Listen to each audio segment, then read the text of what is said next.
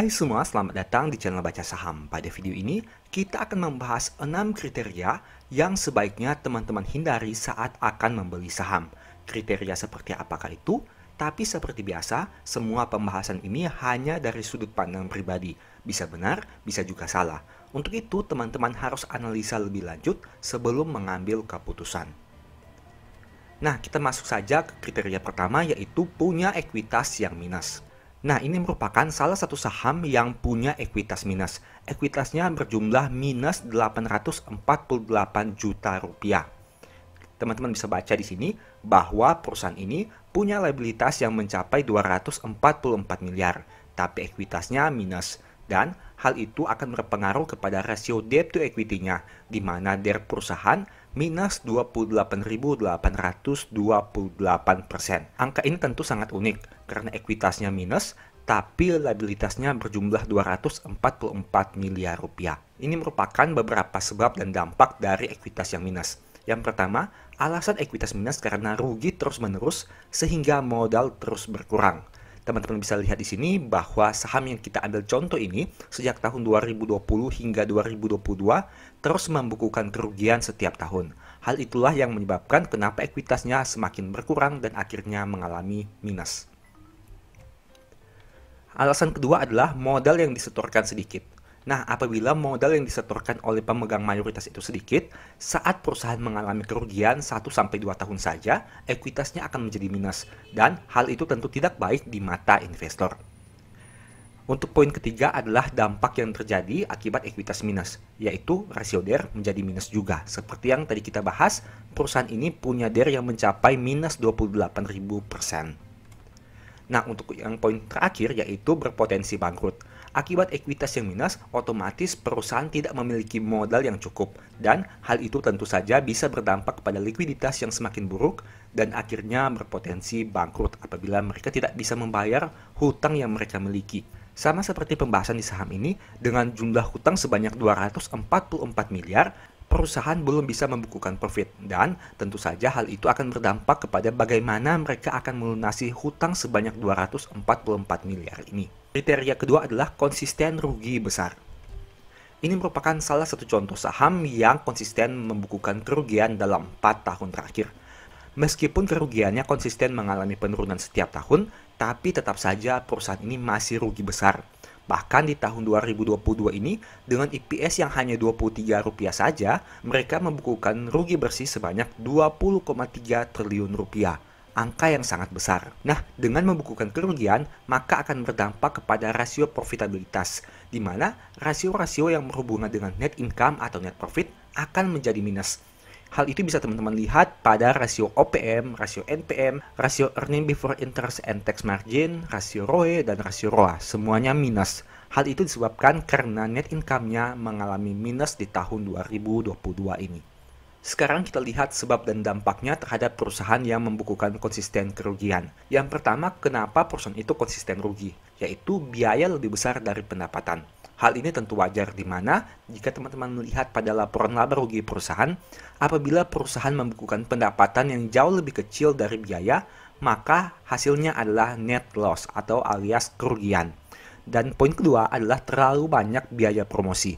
Biasanya untuk perusahaan-perusahaan startup atau perusahaan yang baru merintis, mereka akan mengalokasikan sejumlah biaya untuk digunakan sebagai biaya promosi. Dan hal itu apabila tidak terkontrol bisa berdampak kepada rugi yang konsisten secara terus-menerus. Dan poin ketiga, adanya biaya tak terduga. Misalnya perusahaan yang berhubungan dengan fluktuasi mata uang, maka akan berdampak apabila terjadi penurunan signifikan dari mata uang yang mereka gunakan. Dan biasanya hal itu akan dibungkus sebagai kerugian selisih kurs atau kerugian keuangan. Dan poin keempat, dampak dari konsisten kerugian adalah maka mereka akan mengurangi ekuitas, sama seperti pembahasan pada poin yang pertama tadi. Kriteria ketiga adalah saham di masyarakat sangat banyak sekali. Ini merupakan salah satu contoh saham di mana porsi di masyarakat saham beredar adalah 78% dan pengendalinya hanya punya kepemilikan sebanyak 5,6% saja. Padahal perusahaan ini dimiliki oleh pengendali itu sendiri. Nah, ini merupakan dua sebab dampak di mana saham yang beredar di masyarakat sangat banyak. Yang pertama, pemegang pengendali sudah tidak tertarik lagi. Hal itu wajar karena jika teman-teman lihat apabila porsi kepemilikan pemegang pengendali itu sedikit, bisa disimpulkan atau bisa diasumsikan bahwa mereka tidak tertarik lagi dengan saham tersebut.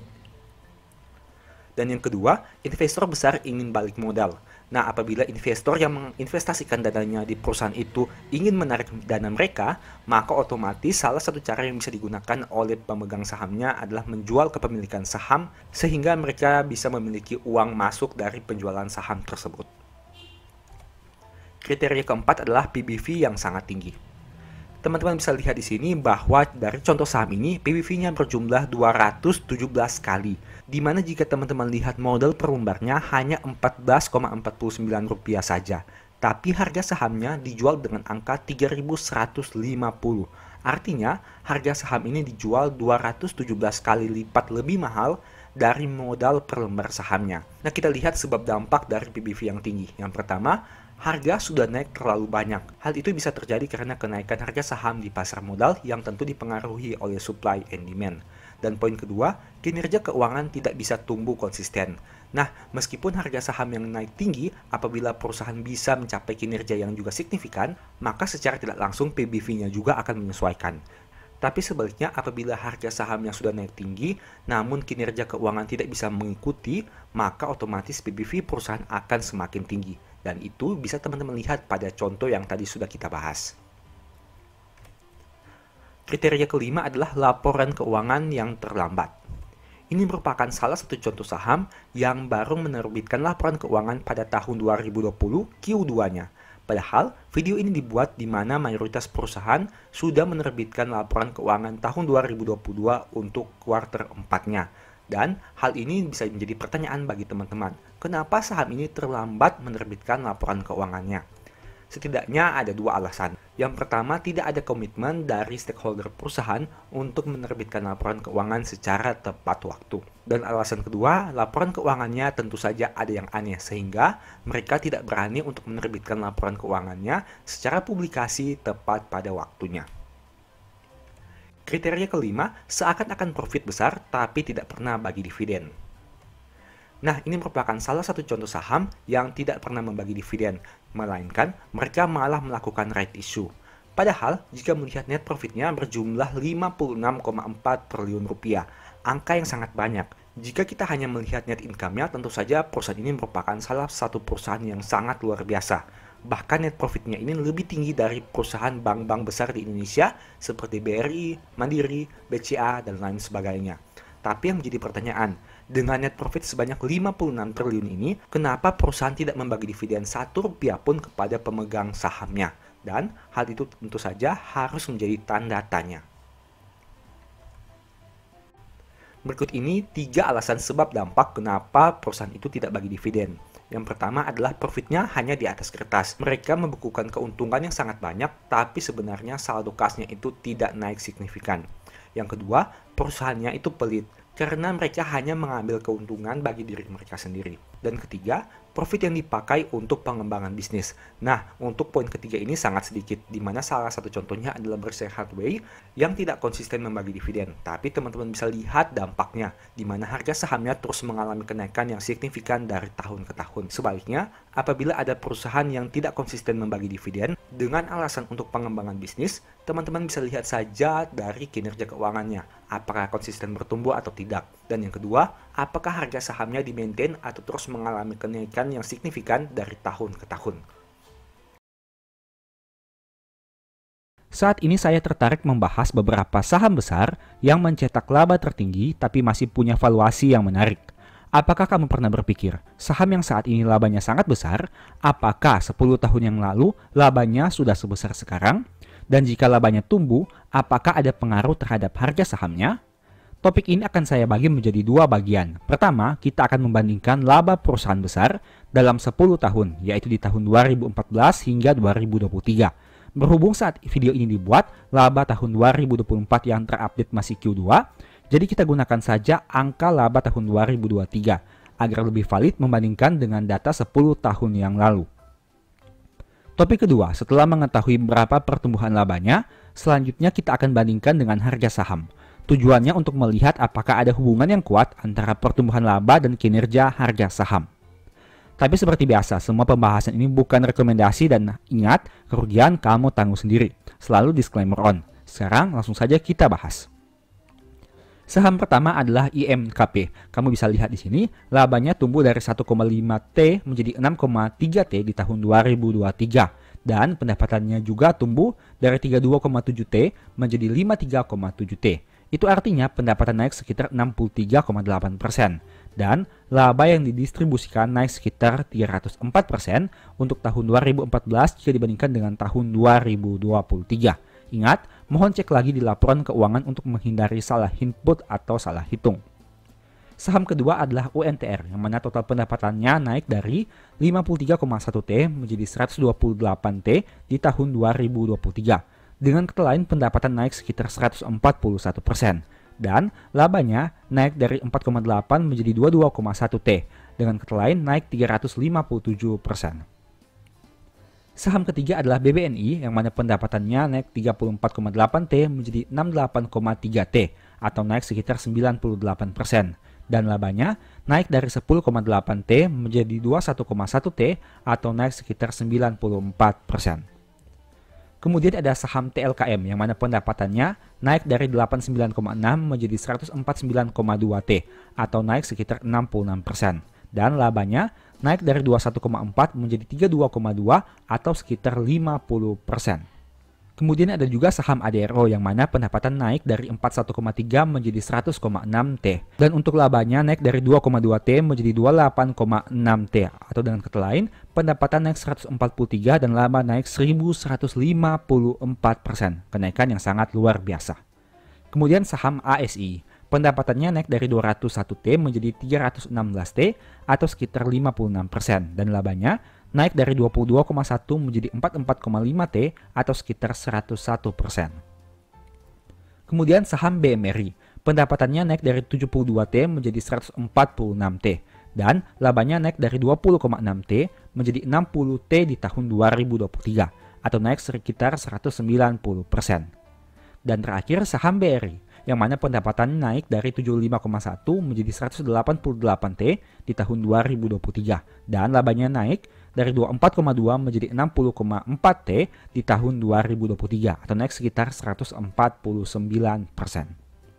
Setelah melihat bagaimana pertumbuhan pendapatan dan laba dari saham-saham tadi, sekarang mari kita masuk kepada topik yang kedua.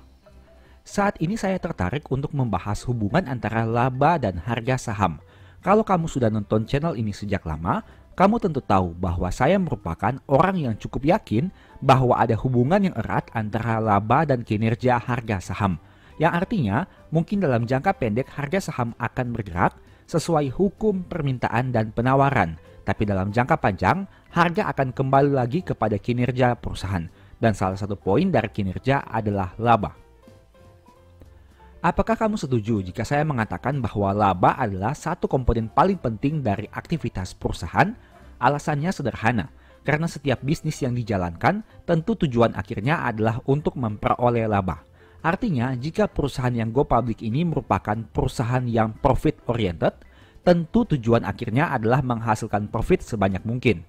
Terlepas dari bagaimana cara mereka menghasilkan laba, perusahaan-perusahaan ini pada ujungnya akan menilai berhasil tidaknya kinerja mereka dari aspek laba.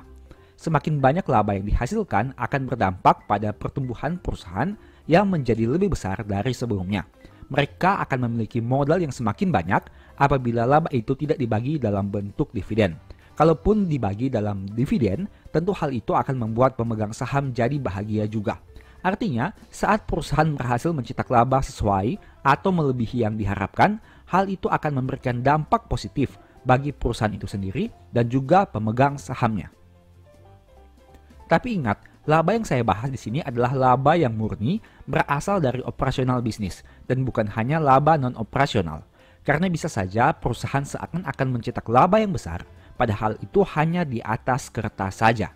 Jadi meski kita melihat komponen laba, tapi ingatlah bahwa laba yang kita cari adalah laba real yang berasal dari aktivitas bisnis yang dapat dialokasikan menjadi tambahan modal atau dibagikan dalam bentuk dividen.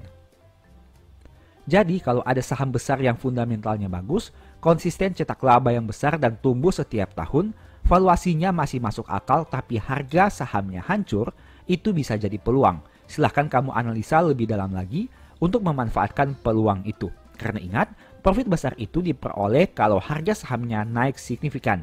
Dan salah satu cara untuk memperolehnya adalah beli ketika sahamnya ditakuti saat turun drastis. Nah, berkaitan dengan hal itu, saya mau buat analisa sederhana dari beberapa perusahaan di Indonesia yang berhasil mencetak laba terbesar di tahun 2024, setidaknya hingga Q2 2024, atau kinerja terupdate saat video ini dibuat. Kita akan lihat apakah ada hubungan yang kuat antara pencapaian laba dan pergerakan harga sahamnya.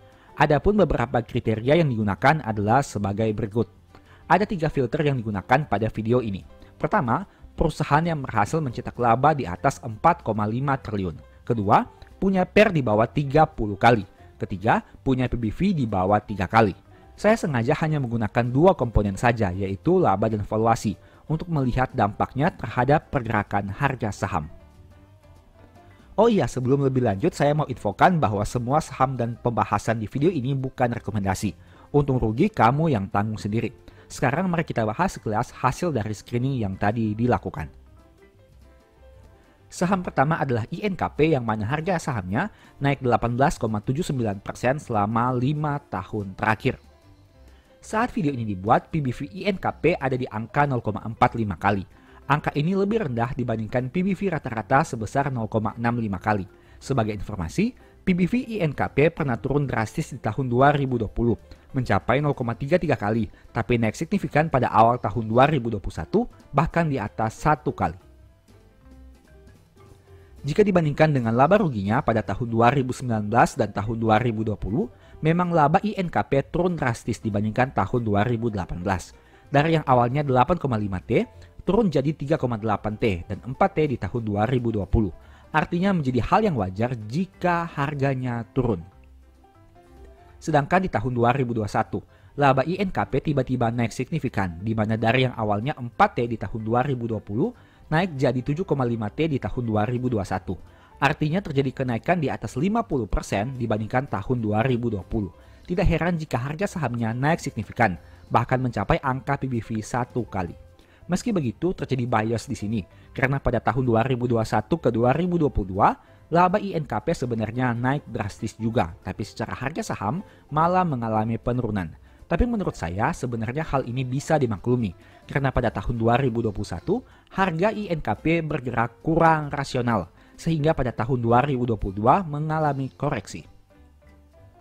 Saham kedua adalah UNTR yang mana harganya naik 15,70% selama 5 tahun terakhir. Saat video ini dibuat, PBV UNTR di angka 1,14 kali. Angka ini lebih rendah dibandingkan PBV rata-rata sebesar 1,29 kali. Sebagai informasi, PBV UNTR pernah turun drastis di tahun 2020 mencapai di bawah 0,90 kali, tapi naik signifikan pada awal tahun 2021 dan akhir tahun 2022, bahkan di atas 1,6 kali.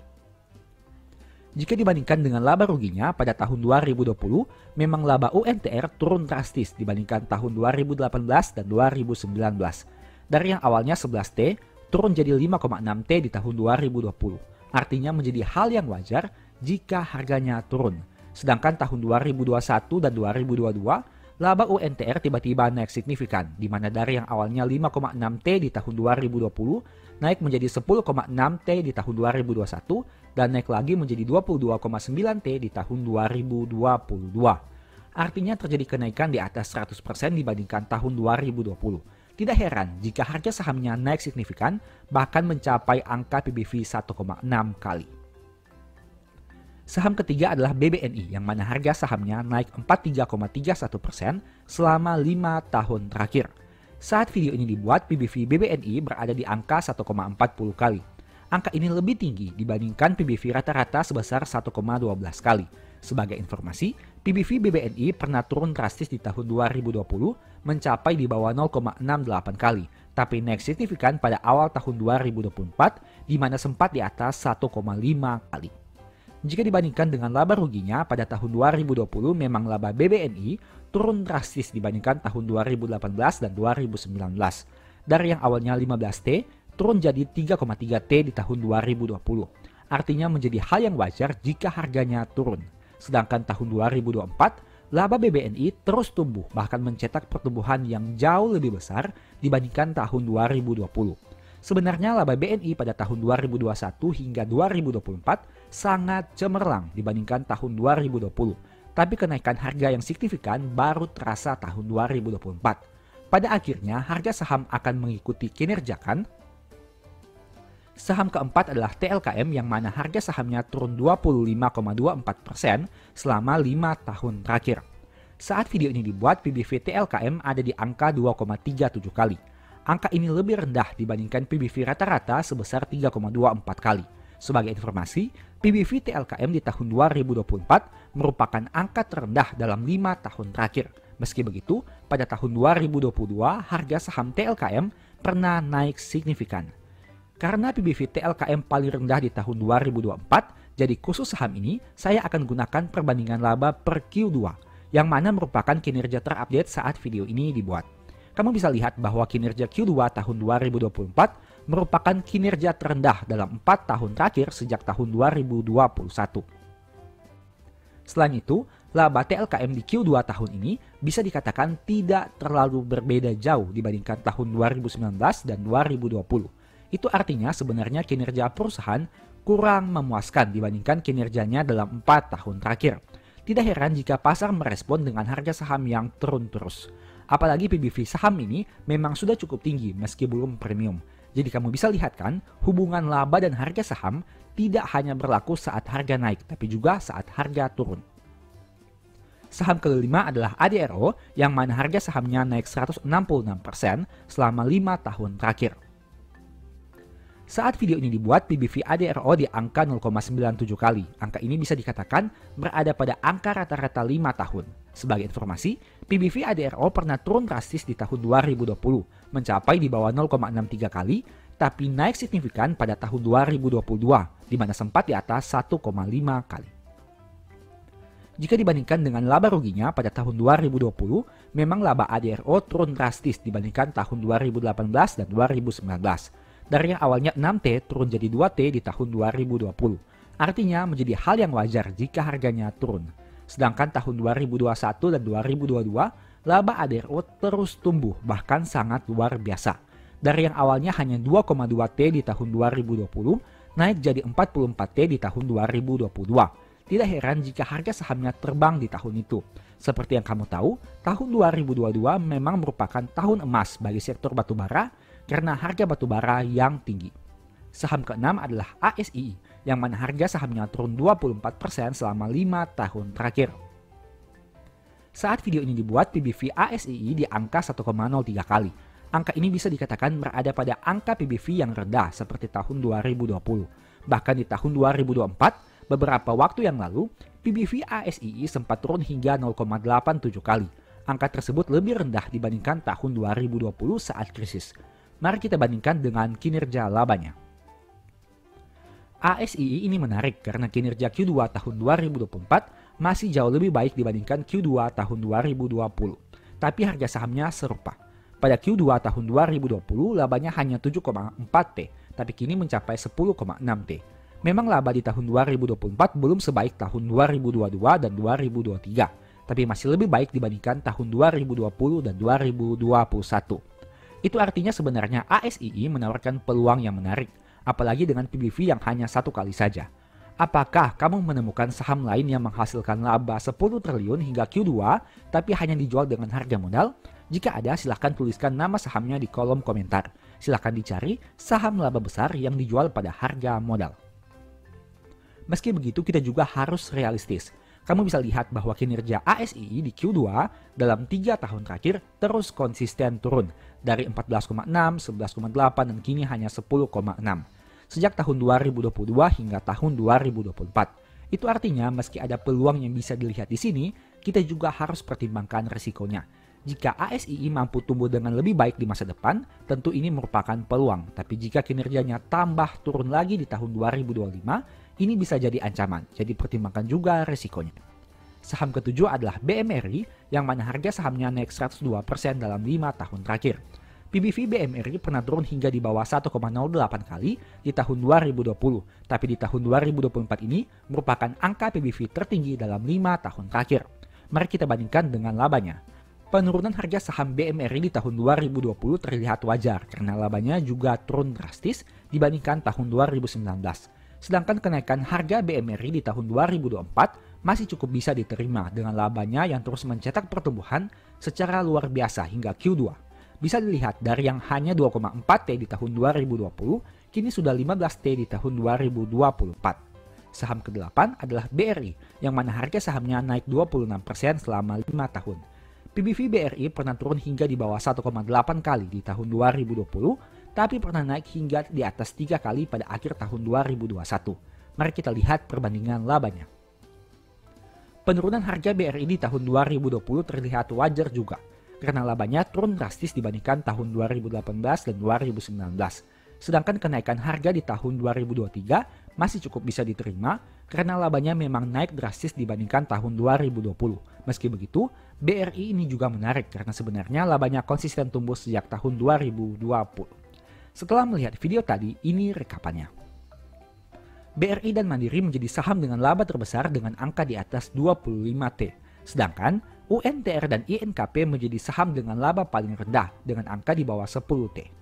Dari aspek PBV, INKP dan ADRO punya PBV paling rendah yakni di bawah 1 kali. Sedangkan TLKM, BRI, dan Mandiri punya PBV paling tinggi yaitu di atas 2 kali. Untuk aspek PER, ADRO menjadi saham dengan PER terendah yakni di bawah 5 kali. Sedangkan BMRI, TLKM, dan BBRI menjadi saham dengan PER tertinggi yaitu di atas 10 kali. Semoga pembahasan di video ini bisa memberikan pencerahan kepada kamu tentang hubungan antara laba dan harga saham. Tentu saja ini hanya pendapat saya pribadi dan saya tidak mengatakan pendapat ini benar. Silahkan kamu yang nilai sendiri dan gunakan analisa serta logika agar perbandingan jadi lebih realistis. Seperti biasa, semua pembahasan dan saham di video ini bukan rekomendasi. Demikianlah pembahasan singkat pada video ini. Selalu ingat bahwa semua saham yang disebutkan bukan rekomendasi dan hanya informasi. Segala risiko kerugian menjadi tanggung jawab kamu sendiri. Mohon agar dapat mengecek kembali data yang ditampilkan karena bisa saja terjadi kesalahan dan pengambilan data. Di video berikutnya kamu ingin dibahas materi apa lagi? Tulis di kolom komentar ya. Sebagai informasi, channel YouTube Baca Saham sekarang ada 2. Yang pertama Baca Saham dan Baca Saham dari nol. Berikut ini beberapa list ebook baca saham. Pertama, Stock for Living, Strategi Nabung Saham, The Stock Market, dan Cara Cepat Analisa Laporan Keuangan. Apabila tertarik, chat saja pada nomor WA yang ada. Sekian video ini, semoga bermanfaat. Thank you.